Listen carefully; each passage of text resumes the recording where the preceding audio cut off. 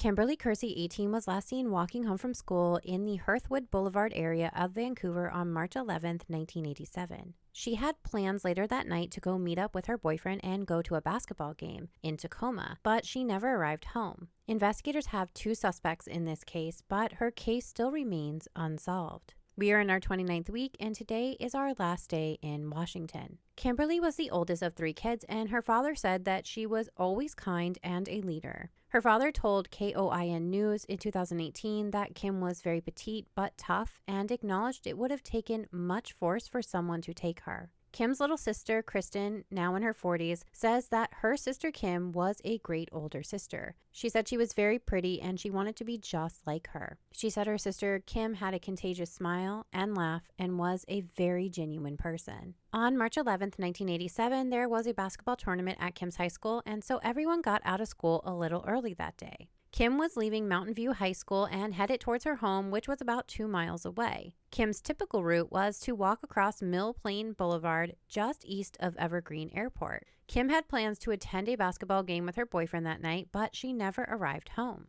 Her little sister, Kristen, at the time said she remembers that day very clearly. She remembers her mom was making a tuna fish sandwich and she'd opened up the pickles for her, and her mother kept saying she didn't know why Kim wasn't home yet. She said the later it got that day, you could see the panic on her mom and dad's faces. They were very worried. The following day, when their family was out looking for her, the shortcut that Kim normally took went through a wooded area, and her mother found Kim's textbooks and folder near that area. Investigators did launch a massive search for Kim using local law enforcement and volunteers, but she was nowhere to be found, and it was as if Kim had simply vanished into thin air. Her father, Ed, told KOIN6 News in 2024, quote, "I think she just came through the woods at the wrong time. I think it was as simple as that. Somebody was in the woods and grabbed her and they took off. I say they. I assume there were 2. End quote.